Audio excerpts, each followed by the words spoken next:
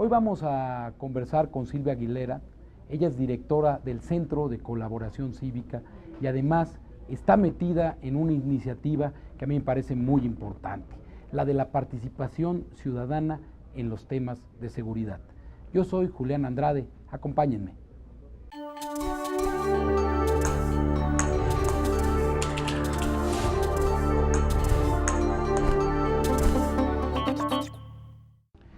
Silvia, tú misma y tu organización están impulsando un tema que me parece central e importante, la participación ciudadana en el Consejo Nacional de Seguridad Pública. Los ciudadanos pudiendo incidir en las políticas públicas en un tema que nos interesa a todos. ¿Por qué no nos explicas por qué? ¿Por qué esto es importante? Mira, esta es una iniciativa que lleva trabajándose aproximadamente 2 años y que nace como parte de un proceso de diálogo sobre seguridad pública con enfoque de derechos humanos que facilita el Centro de Colaboración Cívica, pero donde han participado organizaciones muy diversas que están interesadas sobre los temas de seguridad. Como parte de estos procesos de diálogo donde pudimos ubicar cuáles eran las prioridades de sociedad civil sobre los temas de seguridad, una de las propuestas que emana es el poder incluir en el Consejo Nacional de Seguridad Pública a 5 consejeros ciudadanos. ¿Por qué nace esta propuesta? Porque, bueno, en primer lugar, porque hay la firme convicción de que en un país democrático, mientras mayor apertura y participación de la ciudadanía, pues realmente tienes un país mucho más democrático, ¿no? Entonces, eso va en el sentido casi de cualquier política pública. Lo segundo es por la situación de gravedad que vive nuestro país en torno a la situación de seguridad y violencia que estamos viviendo, donde nos hemos encontrado que justo se implementan acciones y políticas encaminadas a la seguridad que no tienen ningún seguimiento, que no tienen ninguna lógica, que no sabemos qué es lo que está pasando. Entonces creemos que si se abre la posibilidad de la participación ciudadana en este consejo, podemos asegurar un seguimiento y rendición de cuentas sobre las políticas de seguridad. Cabe mencionar que actualmente cada vez que sesiona el Consejo se invita a la participación de personas o de organizaciones en lo específico para que tengan la voz dentro del Consejo. Pero no es un tema legal, ¿no? Digamos, no está prohibido dentro de sus lineamientos, pero es algo totalmente a criterio de la autoridad. Ellos invitan a quienes ellos quieren y pueden hablar en el momento en que la autoridad lo decida, ¿no? Entonces, lo que hemos visto es que además pues son un grupo de organizaciones las que más o menos siempre han estado siendo invitadas y que ellas han desarrollado un trabajo muy importante, pero solamente tienen, digamos, un punto de vista sobre estas políticas, porque también pues van dando seguimiento a cuestiones puntuales. Lo que creemos es que es importante que ahí estén representados las y los ciudadanos de manera permanente y no solamente una forma discrecional. Oye, Silvia, dime una cosa, hay una iniciativa legal para esta propuesta, está discutiéndose en el Congreso. ¿Cómo se elegiría a los ciudadanos, a estos 5 ciudadanos, para que ya no fuera discrecional? Mira, la iniciativa es una iniciativa que nosotras decimos que es muy noble. ¿Por qué? Uno, porque es de muy fácil aplicación, en sentido de los lineamientos que se tienen que modificar en la ley del Sistema Nacional de Seguridad Pública, y porque también tiene un impacto presupuestal muy bajo. Como ustedes saben, cualquier legislación que se cree o se reforme que tenga un impacto presupuestal fuerte, pues entonces tiene mucha resistencia, porque eso significa quitarle dinero a algo más, ¿no? En este caso tiene un impacto presupuestal bastante bajo, pero puede tener un impacto en términos de la política muy fuerte. Uno de los temas que es cómo se escogería a los representantes ha sido uno de los puntos nodales en la discusión, tanto entre sociedad civil y expertos como con los propios tomadores de decisiones, porque ahora existe mucho el fantasma de que se pueda crear una instancia donde participan los ciudadanos, donde finalmente acaba partidizándose.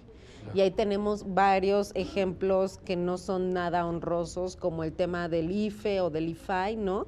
Donde finalmente pueden acceder personas que tienen estas características de ser ciudadanos, pero que de alguna u otra forma están comprometidos con los partidos políticos, y entonces eso les resta mucha credibilidad e independencia.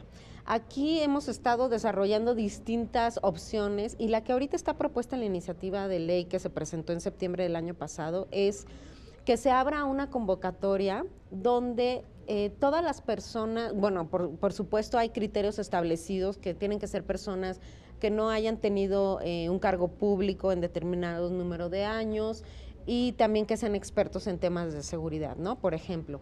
Entonces, estas personas postulan a los puestos, y después hay un primer filtro que está conformado por personas como de alto nivel de legitimidad moral, como son, por ejemplo, los rectores de universidades, tanto públicas y privadas, de universidades y de institutos de investigación. Entonces se haría como un primer consejo con ellos, donde harían un primer filtro de estas personas que postularon. Digamos, ellos harían la propuesta. Dirían, a ver, todos postularon 100 y estos 50 cumplen con los requisitos, digamos, ¿no? Entonces ese es el primer filtro. Y después de los que filtren este grupo de personas de diferentes universidades e institutos, la idea es que entre los mismos especialistas que ya están seleccionados, entre ellos como pares, elijan a los 5 que podrían estar en el Consejo de Seguridad. Y dime una cosa, ya me queda claro. Perdón, y tienen que ser, claro, ratificados por el Senado, porque tiene que haber una instancia legal. Es lo que justamente te iba a preguntar, qué poder, digamos, es el que iba finalmente a decidir, es el legislativo. Sí. Dime una cosa, ¿cómo van a hacer estos ciudadanos para sortear este obstáculo que por regla general pone la autoridad, a veces de modo explicable, que es la seguridad nacional, la seguridad a secas, y que nos dicen, es que si cierta información se revelara, si cierta información se hiciera pública, se compromete la seguridad de los mexicanos? Ahí, ¿cómo es esa línea fina, cómo es que la transitaríamos? Mira, en este tema estamos claros que ellos no van a poder acceder a toda la información que se maneja en materia de seguridad, porque hay criterios claros en términos de lo que podría afectar a la seguridad nacional. Lo que sí creemos que deben impulsar estos ciudadanos es que además para la implementación de esos criterios utilice el criterio de máxima transparencia, ¿no? Porque es lo que además determina la propia Constitución. Entonces, en vez de tratar de que las autoridades traten de ocultar lo más posible, más bien que traten de transparentar lo más posible. Cambiar la ecuación, claro, digamos. y siempre salvaguardando aquellas cosas que realmente son delicadas y que no pueden tener acceso ni los ciudadanos, pero ni siquiera entre ellos como autoridades, ¿no? O sea, entre los propios gobernadores, por ejemplo, hay cosas que ellos no podrían estarse y compartiendo ese tipo de información, que queda dependiendo en cada instancia la información salvaguardada, ¿no? Pero que es algo que también los propios ciudadanos que estuvieran en el Consejo creemos que tienen que impulsar, el que cada vez se pueda transparentar lo más posible sin poner jamás en riesgo lo que cubre la propia ley, ¿no? Entonces, ¿esto cómo lo van a hacer? Digo, también tiene que ver con una cuestión de voluntad política, eso es clarísimo, pero lo otro es que la idea es que los propios consejeros ciudadanos propongan y aprueben un plan de transparencia y de seguimiento a las acciones de seguridad, y que además ellos puedan determinar indicadores para ver cómo se van dando seguimiento a los acuerdos que determina el propio Consejo Nacional de Seguridad Pública. ¿Qué es lo que sucede ahora? Ustedes y cualquier ciudadano puede entrar a la página web del Consejo y va a encontrarse que no se encuentran todas las minutas de los consejos, ¿no? Entonces ni siquiera uno puede decir, a ver, en el primer consejo dijeron que iban a hacer X y qué avances dieron en el segundo, porque ni siquiera está toda la información ahí accesible, que además es información totalmente pública, porque incluso las sesiones son públicas, ¿no?